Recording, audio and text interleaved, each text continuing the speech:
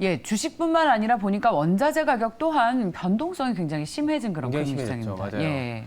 뭐 일단 에너지 가격이 어떠한 이유든 간에 하락세를 보인다라는 거는 글로벌 경제의 고민거리였던 에너지 비용을 좀 낮춘다라는 측면에서는 네. 굉장히 고무적이긴 하지만 아직은 그 추세적으로 계속 이어질지에 대한 불안감, 지정학적 리스크다 보니까 네.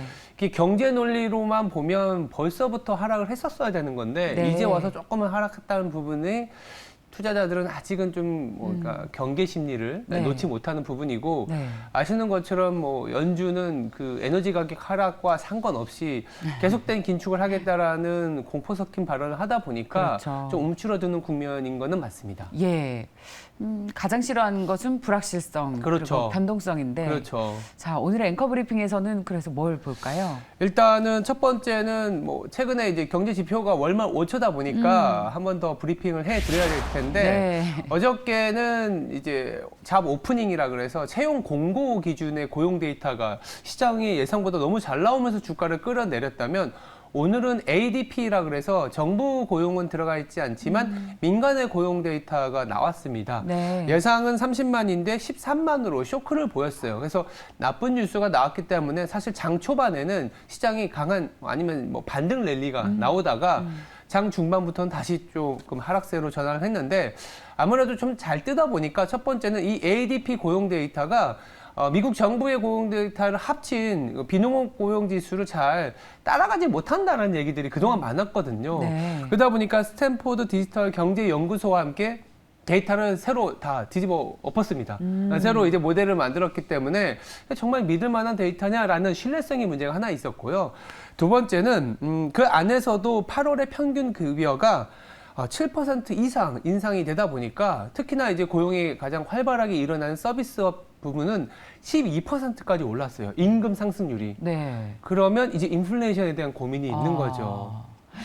그러니까 주 후반에 비농업 고용 지표도 임금 상승률은 전월보다 더 높아질 것으로 예상하기 때문에 긴축의 강도에 대한 고민이 있는 상황에서 고용 자체의 데이터도 좀 계속 엇갈리는 이런 모습이 나오고 있습니다. 임금 올라가는 건 좋은 거 아닌가요? 그러니까 임금이 올라가는 거는 예. 그러니까 어떻게 보면 수요가 좋아지는 거 아니야 이렇게 해석할 수도 있지만 또 그렇고 기업들이 임금을 올려줄 만한 여력이 있네? 라는 생각부터 또 들고요.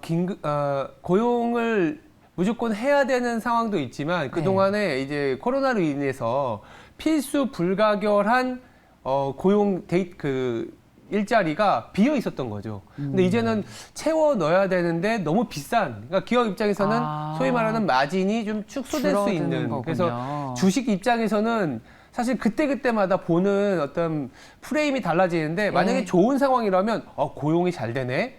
고용이 잘 된다라는 건 수요가 좋겠네. 이렇게 해석하겠지만 지금은 임금이 너무 비싸니까 긴축은 할 거고 기업 입장에서는 마진이 하락하겠네. 이렇게 해석을 하고 있는 상황입니다. 네. 결국은 여기에 키를 갖고 있는 건 아무래도 중앙은행이겠죠. 네. 중앙은행이 긴축을 좀 멈춰주거나 긴축의 어떤 경로가 조금 시장 예상과는 부합하게 되면 고용이 좋다 그러면 수요가 좋다라는 해석을 할 텐데 두 번째 브리핑을 보시면 아시겠지만 지금 계속 연준 의원들은 아픈데 계속 때리고 있어요. 맞아요. 다 알고 있는데 굳이 또 계속 강조를 하면서. 그래서 어제 같은 경우에도 클리블랜드 연준 총재가 내년 초까지 금리 한 4%까지 올리겠다.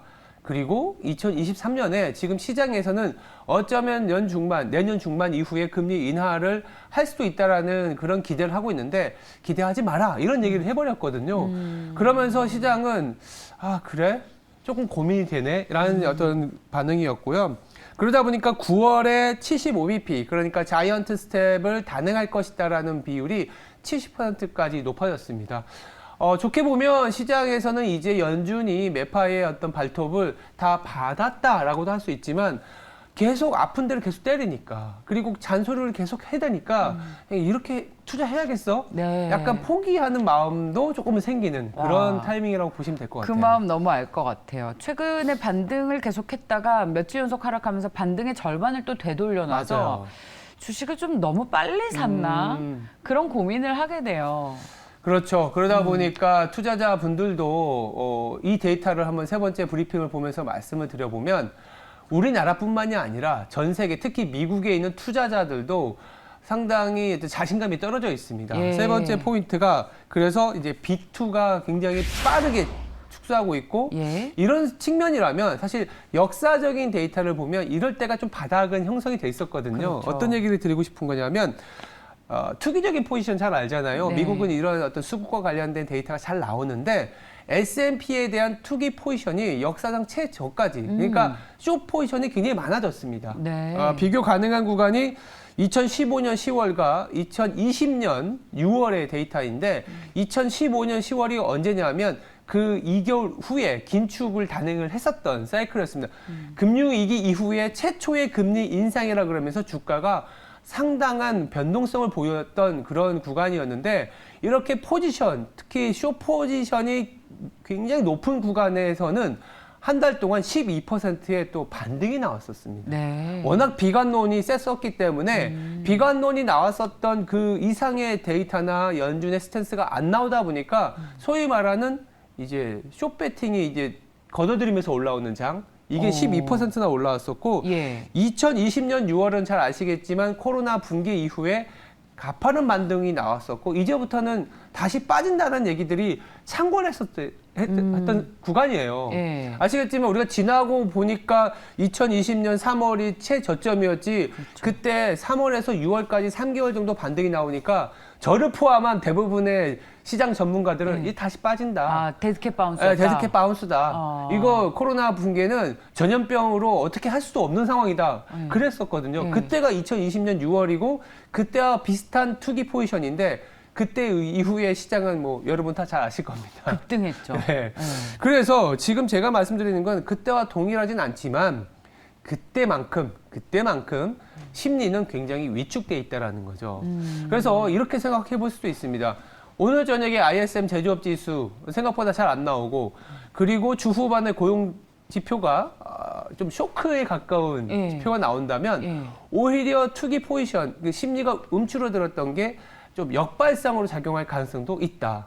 이것도 한번 고민은 해보셔야 된다. 아까 말씀하신 것처럼 너무 빨리 들어갔느냐라는 네. 생각해 보면 그렇지 않고 이제는 너무 비관적으로 본 사람이 많기 때문에 이 생각이 바뀌는 지점까지도 어쩌면 와 있다라고도 볼 수 있는 거죠. 근데 역발상은 네. 시간이 조금 걸립니다. 아, 그래요? 얼마나 걸릴까요? 최소한 6개월 정도는 아이고, 걸리죠. 네. 6개월. 오래 다가겠군요.